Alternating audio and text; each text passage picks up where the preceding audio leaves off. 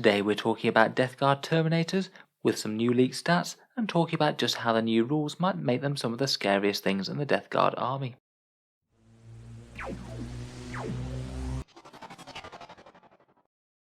Hello and welcome back to Auspex Tactics, where today we're going over a few more Death Guard leaked datasheets and focusing on the Blightlord and Deathshroud Terminators. From all the new rules changes that Games Workshop have shown us from Death Guard so far, I think that these guys could be in some of the best places to benefit. So let's take a bit of a look. First we'll look at the Blightlords, then the Deathshroud, then talk about how tough Death Guard Terminators are looking with the new Disgusting Resilience. So first of all we have the Blightlord Terminators, Mortarians shock assault troops, famed for boarding actions, and taking pride in wading straight into the thickest of firestorms, knowing that they're near unkillable between their Cataphracti Terminator armor and the blessings of Nurgle. The profile for these guys has changed in a few ways since the 8th edition codex. They're very durable 3 wounds toughness 5 models now, but they've also gained a pip of movement going up to 5 and an extra attack going up to 3 or 4 on the champion. The extra movement is quite nice and pretty helpful on such a slow unit, and will certainly make it a bit easier if they are starting on the board. The extra attack has me really quite interested for these Terminators. Basically Death Guard seem to be gaining an attack across the board, but I am wondering if it's just going to be instead of Hateful Assault and that rule might go away. For me it would seem slightly strange for them to have 3 attacks when the Loyalists only have 2. So for Death Guard it might be that they just don't have Shock Assault, but they just have the extra attack included in their base profile, which to be honest is better as it will still function in ongoing combats. If they do keep Hateful Assault though, then these guys are looking like melee monsters with 4 attacks each. Profile wise, the Blight Launcher is still a very good general purpose weapon. It's now gained flat 2 damage, so will be very good against intercessors and the like. The Plague Spewer has gone to 12-inch range, much like most flamer weapons. Reaper autocannons are going to be AP-2 in print now, and they're kind of an interesting alternate take on the Blight Launcher.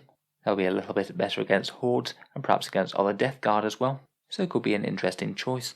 The melee weapons are looking extra nasty. The Bioswords will be striking at strength 5, AP-3, 1 damage, as their plague weapons re-rolling wound rolls of 1, and with that nice new Contagions of Nurgle rule, they might well have the enemy at -1 toughness and wound Gravis armoured Space Marines on 3s. The Bubotic Axe gains 1 extra pip of strength, at the expense of only being AP-2, and honestly I would rather have the AP of the 2. Finally, the Flail of Corruption has gone down 1 point of strength. It's now only strength +1, so strength 5, AP-2, 2 damage, but if it retains all the rules that it had previously, I think it still might be one of the go-to options. Again, with Contagions of Nurgle nerfing everyone's toughness, dropping 1 point of strength still won't mean that it loses anything. Obviously we'll have to wait for the full datasheet, but it looks like Bioswords on a unit of these guys could be very strong indeed. Aside from Hateful Assault, it will be interesting to see whether or not they keep the 4+ invul save.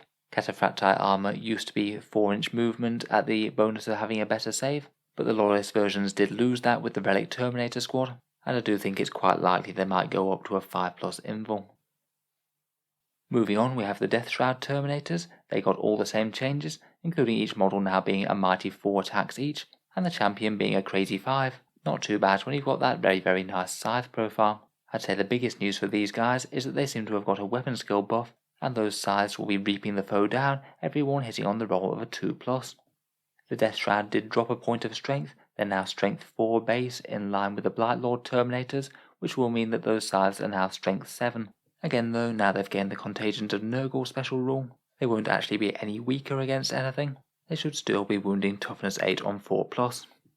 Finally, their Plague Spurt Gauntlets have gone to 12-inch range as well, which is particularly relevant on these guys, as they've gone from basically not being able to shoot out of Deep Strike unless you popped the points for the stratagem, to being able to happily flame away on the turn that they come in.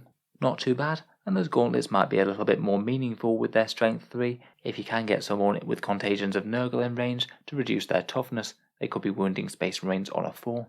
I honestly think that these guys look very scary indeed. They'll certainly be more dangerous at range and also more dangerous in melee when they hit on 2s.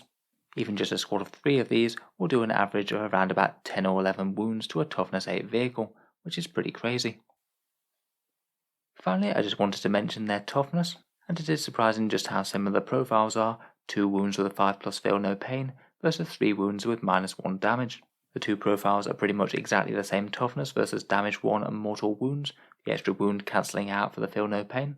Their new profile will be slightly better against damage 2 weapons such as overcharged plasma, They're actually very similar versus damage 3 weapons, though the old one is very slightly better versus damage 4 weapons, just in case you make a lot of saves on the same model.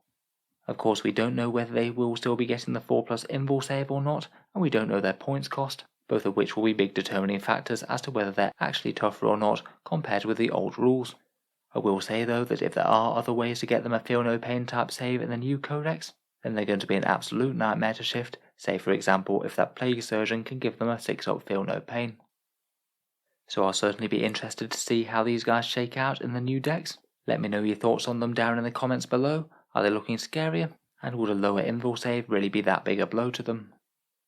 If you've enjoyed the video, feel free to subscribe to Auspex Tactics, where we'll certainly be covering the Death Guard Codex in full once it's out. It'll be really good fun to try and piece some of the combos together. Finally, if you are enjoying regularly, I would just like to mention my Element Games affiliate link, which you can find down in the video description. If you are thinking about buying any Warhammer in the near future, Element Games is a decent discount retailer in the UK, where you can get between 10 and 20% off Games Workshop's models. If you were thinking about ordering anything in, if you click through on that link and order anything from them, a small amount goes to help support the channel, and it doesn't cost you any more whatsoever. It can just be a way to help support if you were thinking about getting something anyway. In any case, a massive thank you for listening, and I'll hope to see you guys next time.